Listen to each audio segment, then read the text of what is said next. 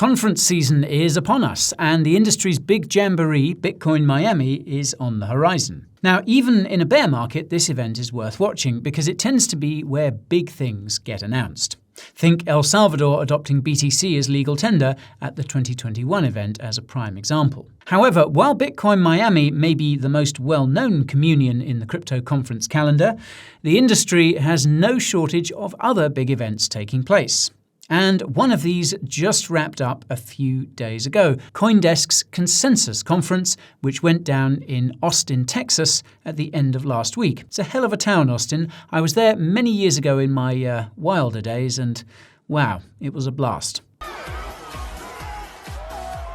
Yeah, pretty much exactly like that, actually. Now, unfortunately, or fortunately perhaps, I wasn't able to make it to Austin this year, but I've been following what was talked about closely. Consensus has been running since 2015 and is one of the premier crypto industry events in the calendar. So, given all this, Consensus tends to throw up some interesting headlines, and this year's gathering was no exception. It featured appearances from, among many others, the likes of Circle CEO Jeremy Allaire, Animoca Brands CEO Yatsu, politicians Cynthia Lummis and Patrick McHenry, Bitcoin Uber bull Balaji Srinivasan, and William Shatner. So, here are a few highlights from this year's Consensus Conference that caught my eye. We all know by now that the state of crypto regulation in the United States is in a right old, state. So it was cheering to hear Patrick McHenry, chairman of the House Financial Services Committee, sounding confident that the situation may be about to improve. McHenry, in conversation with Senator Cynthia Lummis, announced that meetings between the Financial Services Committee and the House Agriculture Committee would begin in May, with the aim of drafting crypto legislation and having it drawn up within the next 2 months. Now, that's not to say that any legislation will be passed that quickly. No, sir, because once it is drawn up, it will then need to begin its long, slow process through Congress. However, McHenry believes a bill could be signed into law by the president within a year, under the right circumstances. Meanwhile, Senator Lummis's own bill, introduced in partnership with Democrat Senator Kirsten Gillibrand, is also being redrafted and should also be presented within the next 2 months.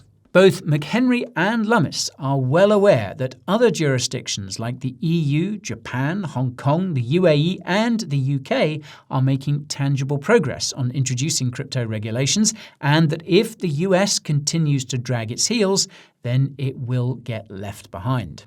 While it looks like the promised land of regulatory clarity in the States is still some way off, it's good to see steps like these being taken, especially by politicians not exclusively from the Republican Party. Sorry to interrupt you folks, but I have to let you know about the Coin Bureau Deals page.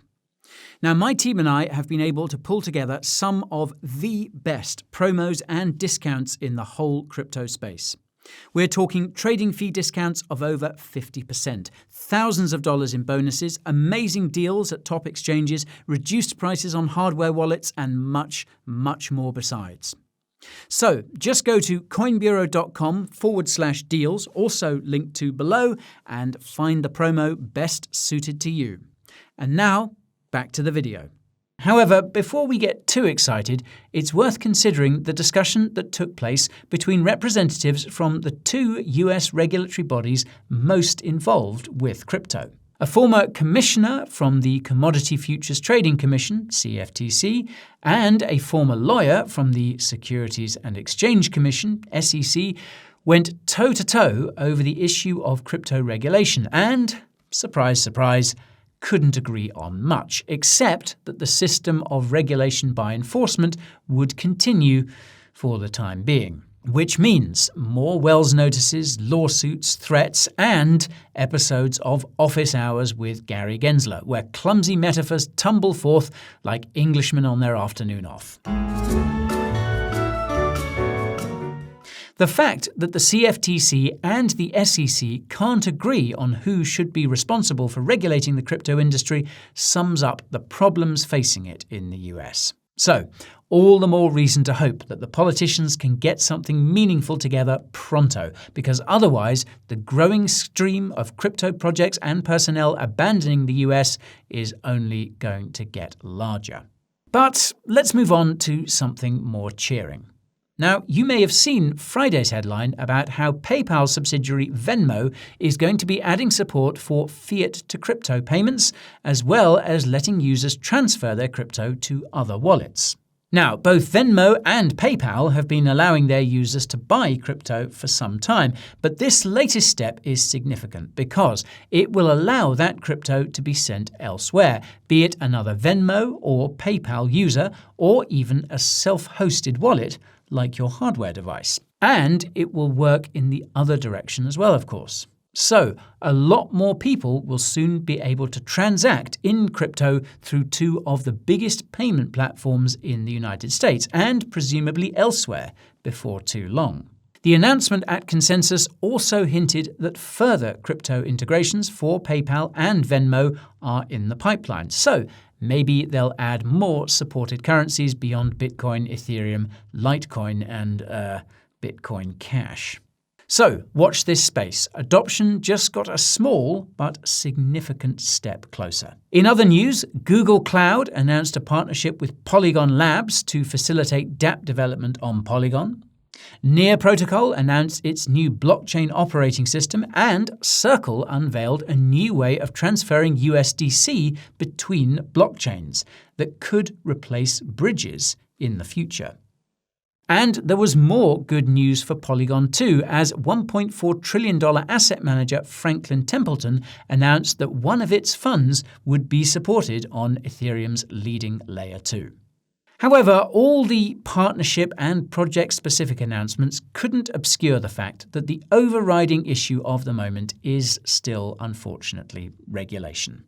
Now, we've talked enough about what is, or isn't, happening in the US right now, and so it's important to remember that as gloomy as the situation may look at the moment, other jurisdictions are getting ready to pick up the slack.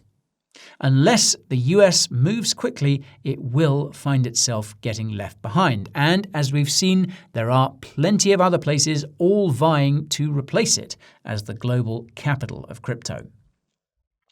But the Consensus Conference also served to remind us that, in spite of all the uncertainty, building, development, and yes, progress are still taking place in the background to all the noise around regulations. So, if all the talk around regulations and politics has been getting you down recently, remember the crypto industry is keeping calm and carrying on.